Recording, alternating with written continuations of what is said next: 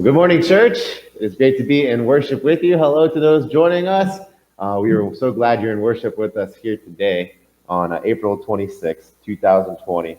We are celebrating the risen Lord still. It is still Easter season, and so we know Jesus Christ is here to meet with us and even coming to you into your homes or wherever you find yourself here today to be worshiping with us. So we're just excited for this opportunity to be together and to worship together.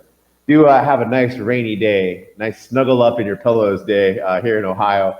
It's going to be lots of fun for, I know, a lot of families that just sit around, eat some popcorn, make some warm cocoa maybe, and just kind of hang out here today.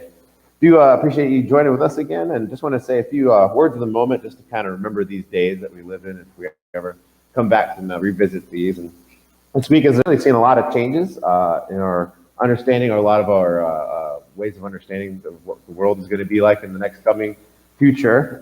We have seen all sorts of stuff going on, and of course at this point we've seen a tremendous loss of life, over 53,000 American lives.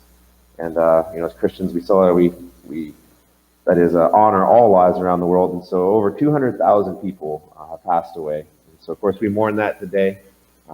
Amazing to think that this virus has only been around 4 months, 5 months maybe, and 200,000 people around the world have lost. So we mourn with those that have lost loved ones today, and for any of our frontline people that have been with those that have died, we know that it's been a toll on you, and so we are here with you today as well.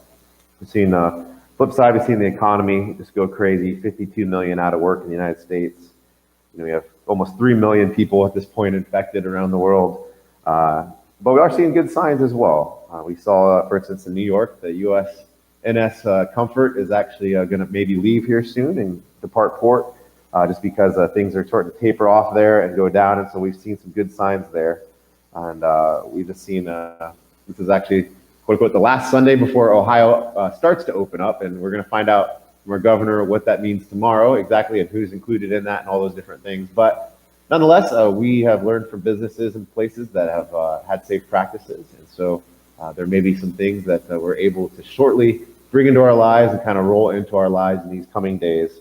And we are just excited that we have that opportunity, because we know that a lot of the staying home that we've done has really made a big difference, and that maybe we have a brighter future in the short run, that is, at least in these days ahead, than we would have otherwise. And so we're excited for that.